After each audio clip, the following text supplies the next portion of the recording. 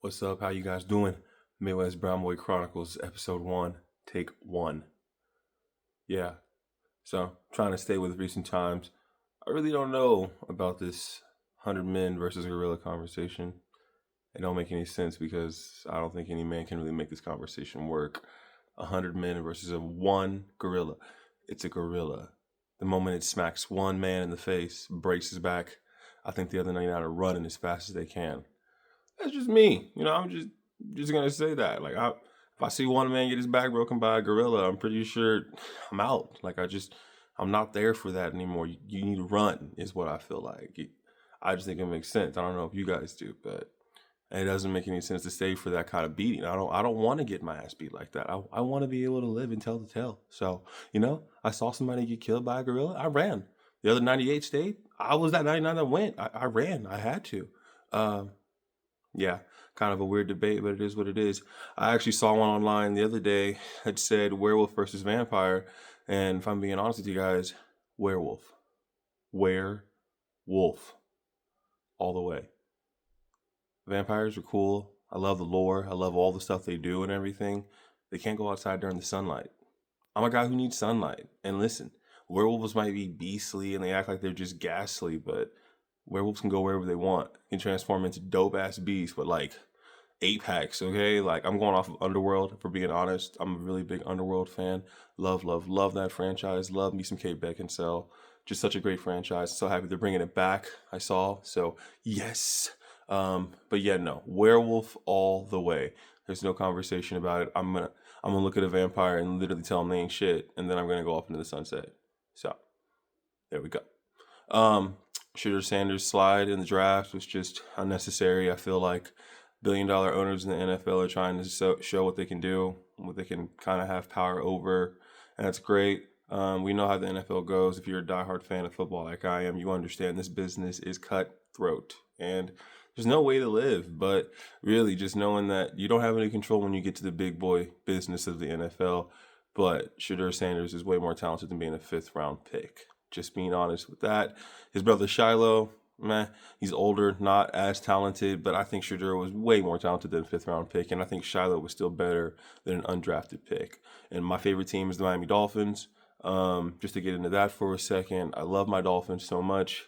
They let me down every year. I mean, I've only been a fan for the last 20 years, kind of, and I feel like I haven't seen us win a playoff game, so I feel like we're not good enough. But then I look at the Chiefs, because I'm a Wichita, Kansas boy, born and raised, and I have to tell myself that through a lot of good seasons and not great seasons, we can finally get there if we have the right team, quarterback, coach, players in place. So I'll be patient for a little longer until I lose it.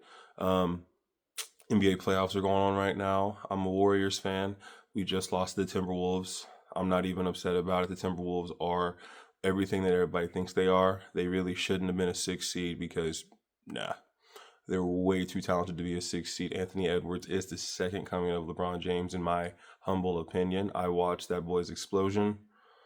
If he really wants to put his head to it, just like LeBron had to eventually focus and just go downhill and attack every single chance he gets, he'll be one of the greatest players in NBA history. He's just got to put it all together, and I think this is the year to do it against Shea and the OKC Thunder, who just won today against the Nuggets, which wasn't surprising. I think the Nuggets were out of gas. Just a very tired team that has a championship pedigree, but had so much stress this year with losing their coach. Nikola having to do so much. Second place finish in MVP, but I still think he could have had his fourth MVP this year because he's just that damn good. It's just a complicated conversation at the NBA playoffs. Anybody can catch fire. It's the best of 7. I always talk about it. I love the NFL so much because it's do or die, no matter what the playoff game is. In the NBA and NHL and MLB, you have chances. You have 5 to 7 chances to really get yourself back in these series, give yourself a chance. And I just don't think in football you get that kind of opportunity. So it does raise the stakes, gets us really excited as diehard fans of these sports. And yeah, we just go from there and hope that our teams are good enough. I'm a Padres fan in baseball. We're good, not great. The LA Dodgers own us every single year. I'm broken about it, but I'll get over it. One day we'll be good enough to get to the World Series. I don't know if we're going to get there in my lifetime, but I know that I have a really talented team. Nando, Tatis Jr., Manny Machado, Jackson Merrill, our rookie sensation from last year. We have a really good team. Yu Darvish is still there. It's just about putting it all together. And my team does a lot of great things in the regular season, but with baseball and basketball, I don't really care about regular season accolades. I don't care about how many wins we get. I care about our best of 7 series and what we can do with those. So I still have a little bit of hope, but if we're being honest, my Warriors have won 4 rings in my lifetime. My Dolphins have won no playoff games. My Padres have won no championship rings. So in my lifetime, if I could trade, I don't know, like 4 of the Warriors rings for like 2 Dolphins wins and like a Padres pennant, I probably would, because the Warriors are going to be good. Steve Kerr is an amazing coach. We have a great culture, but my Dolphins and my Padres, they need to get this together. They need to get it together soon. So yeah. I was looking at the story about DDG with his wife. Well, I guess not wife, former girlfriend, ex Haley Bailey, and there's just a lot of controversy that comes along with those names, and I don't know what's true. I don't know what everybody talks about. DDG seemed like a really good man. I know that publicity and paparazzi and media can kind of skew things, but I don't think that he was any kind of abusive man. Again, I am a man who does not condone abuse. It's not like any of those things. I just know that reading the stories, a lot of truths are not being fully told. So I'm interested to see how that goes, because me personally, I think DDG is a very talented rapper. I actually like his new album. It's very good. Motion is the song that I choose first right now. It's just an amazing song. And I am a music savant. I absolutely, every music genre, I don't know, just changed my life. Just give me something different. Music is such a beautiful muse in this world, and I feel like there's too much music to say you like one kind. I think you really need to go out there and give a random genre a chance, and it might change your life, because that's what it's done for me in the last 30 years of my life. So just something that's great to think about. A lot of artists and controversy. My heart is broken thinking about Kanye West every day, because Kanye is just a whirlwind of disappointment as a human being. As an African American man, I get really sad thinking about a man who's taking his platform and his popularity and using it in the negative way that he's using it. He's using it in the worst way possible. Hail Hitler and the kind of songs that he's making. I don't know how he survives this with fans that still love him, because I could tell you that I've been a Kanye West fan since I was a 10-year-old in 4th grade, 5th grade, and I don't even download his music anymore. I don't even give it a chance. I don't care what the beats sound like, what the songs are. I don't want to anymore.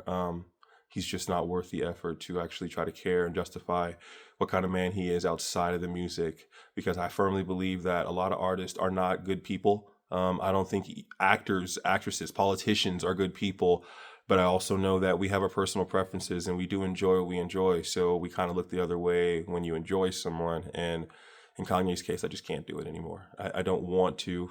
I don't want to pretend that he's a good person. He's not a good person. It's just not how that goes. So kindly we look away from his music and find different artists to love. Any underground artists that are up and coming that are beautiful. One of my favorites right now is Destin Conrad. He's an up and coming young artist who's going to be explosive in the next 2 years. Like I said, I really love DDG's album. This man named Joe Trufant. I'm gonna give you guys random artists, just throw out names and see if you guys give them a chance. I just am a music man all the way through. Music, horror movies, and everything else in between are kind of my favorite things. Horror movies right now, I'm so excited for Final Destination 6. I have been a Final Destination fan since I was a kid. I know it's gruesome. I know they're irrational. I know the deaths don't make sense. They're completely over dramatic, off the wall. I couldn't even contemplate. That being said, I get excited. They get excited thinking about how creative they can be, how much they could do in the movie. I have a friend who already went and saw it 2 days ago. She told me that I need to buckle up for a CT scan scene, because there's just some things you can't even contemplate being so gruesome. But it's about damn time after all these years to finally let the franchise go into a different direction and not just always make it the classic template of okay, we got to find this event and kill them and then do this. I actually like that they're going to change the whole ideal of what we think about Final Destination, and it gets me really excited. Also excited about Know What You Did Last Summer getting rebooted. Just want to say I don't necessarily like reboots. I also hope that creativity comes back because I'm a horror movie buff. I love horror movies. We can talk about those all day. If you guys want to drop horror movies that you recommend in the comments, whatever you have, let me know. I'm a horror movie savant. I will go see whichever ones I can. Rosario came out at the beginning of this month. I wanted to go see it. It's already out of theaters. I went and saw Clown in a Cornfield. 6 out of 10. It was okay. Gruesome, some creative deaths, but not really a fun plot line. Until Dawn, I thought was a very fun movie to go see. Last week I went and saw... Oh, I really can't remember. I think I went and saw a movie that I thought was okay and could have been better. And I can't remember what movie it was.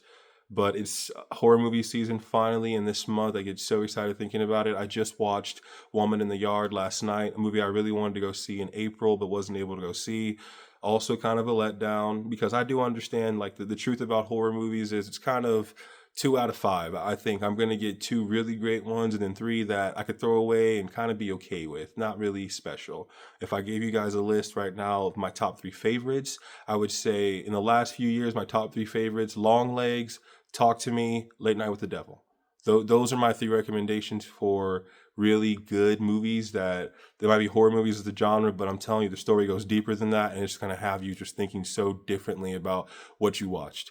And it's just a really fun journey for me. I love the trembling. I'm not a man who loves heights or who loves deep diving or skydiving. I want to, but no, I'm a man who loves the jitters, the jeers, the excitement of a horror movie and hearing that door creak, hearing that random window slam, hearing that random door shut. And it gets me excited. It gets me giddy like a kid on Christmas. So I get super excited. And yeah, so... I really just hope that these horror movies don't always go reboots. Even regular movies in time, I feel like are doing a little too much of reboots, trying to remaster movies that were so big in the 80s and the 90s. And I personally, as a man who was born in the 90s, look at all of those conversations and say, you don't have to reboot everything. I know us as humans, especially Americans, are stubborn and we don't like things that are different. But at the same time as saying that, I think that it's really fun to see a creative movie. The one I'll give you guys for this year that's come out so far that is super creative to me, Death of a Unicorn. That movie, that is the one that I could tell you guys out of every movie I've seen this year, the most creativity, the most off the wall. I mean, you're watching it, you know what's happening. It still gets crazier. And I think it's actually a fun watch. I think if you watched it, you would end up finding a reason to want to watch it again because I personally really thought it was fun to watch and creative, and what I want is the originality, not having to be the best story, but just being something that nobody's ever seen before is what I really like. So give that a look. You guys let me know how it's going. This was episode 1 of Midwest Brown Boy Chronicles. I hope you guys enjoyed hearing my beautiful voice. I am your brown boy, Jalen Brownfoot, signing off.